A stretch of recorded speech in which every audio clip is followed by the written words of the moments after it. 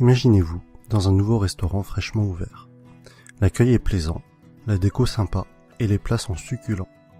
Vous en parlez à des amis, ceux-ci sont ravis. Eux-mêmes vont conseiller ce resto à des membres de leur famille, à des amis et autres collègues. Et petit à petit, le restaurant commence à se faire connaître via ce que l'on appelle le bouche à oreille. Dans la majorité des cas, le restaurant ne vous aura pas payé un centime, ni même adressé un remerciement, alors que vous êtes à l'origine de peut-être plusieurs dizaines de clients, car tout cela s'est fait naturellement et de manière transparente. Eh bien, il existe un type d'entreprise qui utilise la puissante force du bouche à oreille pour se développer. Il s'agit du marketing relationnel, aussi appelé marketing de réseau ou MLM, pour multi-level marketing. On parlera de network marketing en anglais. Le problème, en France, c'est que le marketing relationnel est non seulement mal connu, mais en plus à mauvaise presse. En effet, trop souvent, les médias n'en parlent que dans le cas d'arnaque, et malheureusement, il en existe, et très rarement comme une possibilité de réussir. Les médias, pour attirer de l'audience, doivent faire dans le scandale, dans ce qui choque. Mais ceci est un autre débat. Mais effectivement, certaines entreprises sont des systèmes pyramidaux déguisés. Une pyramide, qu'est-ce que c'est au juste? Je vous invite à cliquer sur cette vidéo pour découvrir une animation très bien faite expliquant ce qu'est une pyramide de Ponzi. En résumé, non seulement c'est une arnaque, mais c'est aussi illégal. Le système est basé sur la promesse de faire de miraculeux retours sur investissement, juste avec de l'argent que tout nouvel entrant va apporter.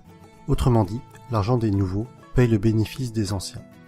Et si, à un moment donné, les entrants ne sont pas assez nombreux, eh bien la pyramide s'écroule, car les anciens ne perçoivent plus d'argent. Ce qui est important à comprendre est que lorsque vous entrez dans une entreprise de marketing relationnel, vous êtes avant tout le distributeur d'un produit réel, le représentant d'une marque. Sans produit, ou avec un produit fictif, on rentre alors dans un système pyramidal. D'autre part, dans une pyramide, les anciens sont forcément plus riches que les nouveaux. Dans le MLM, même si plus vous rentrez tôt, plus vous êtes avantagé, cela ne garantit pas du tout votre succès. Un nouveau filleul peut très bien mieux développer son affaire et faire mieux que son parent. Ainsi, dans une entreprise de marketing relationnel, tout le monde est au même stade au début, mais plus elle va grossir et plus elle va avoir d'impact et être puissante. C'est vraiment la force du réseau qui fait qu'une MLM est puissante. Et Robert Kiyosaki insiste vraiment sur ce point dans le livre « L'entreprise du XXIe siècle ». Le pouvoir n'est pas dans le produit, mais dans le réseau. Pour en revenir à ce que l'on évoquait au début de la vidéo, le bouche à oreille est le principal véhicule de communication d'une société de marketing relationnel, si bien qu'il n'y a pas ou peu de publicité. Et ce budget pub, qui est souvent faramineux pour les grandes entreprises, est reversé aux distributeurs et ou consacré à l'amélioration du produit qui en général est excellent. Lorsque vous vous lancez dans le MLM, vous êtes parrainé par une personne et ensuite c'est comme si vous étiez votre propre patron et que vous aviez créé votre entreprise. Votre but et votre source de revenus vont être de deux types, soit en parlant du produit autour de vous et en le revendant, soit en parrainant d'autres personnes qui elles-mêmes vont devenir distributeurs. Ainsi, le plus efficace et pour que votre entreprise soit réussie, tout ce que vous faites doit être duplicable. Votre filleul doit avoir les outils pour développer lui aussi son réseau. Dans tous les cas, ce qui est important à retenir est que le succès est partagé. Si votre filleul échoue, vous échouez d'une certaine façon. Votre succès est complètement tributaire du succès des personnes que vous aidez, de vos filleuls et des filleuls de vos filleuls. L'accent doit être mis sur le déploiement de votre réseau et pas sur les ventes directes. Ainsi, ceux qui réussissent le mieux en MLM ne sont pas les vendeurs ou les commerciaux, mais plutôt les personnes pédagogues, les profs et les formateurs. Et personnellement, autant je trouve la réussite personnelle gratifiante, autant aider les autres à réussir l'est encore plus. Autre sujet que je trouve intéressant, c'est que votre entreprise grandit avec vous. Vous gagnez de l'argent en apprenant et en appliquant les méthodes de vos parrains et de votre upline. C'est le terme indiquant les personnes antérieures à vous dans la vie du MLM. Autre point fort du marketing de réseau est que pour devenir distributeur, cela demandera en général un faible investissement financier au départ, contrairement à la majorité des créations de nouveaux business.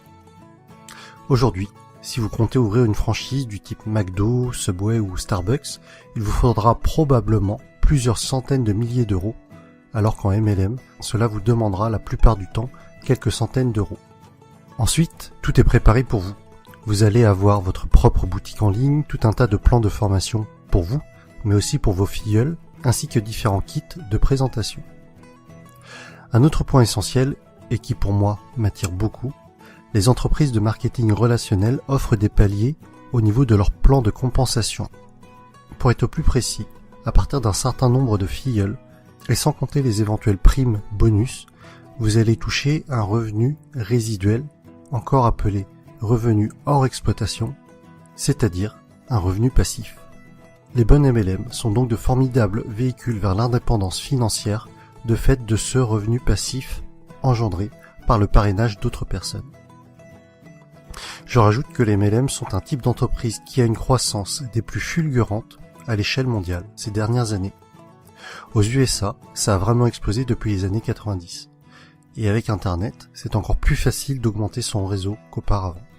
De plus, c'est une activité que l'on peut tout à fait démarrer sur notre temps libre pour un revenu complémentaire au début.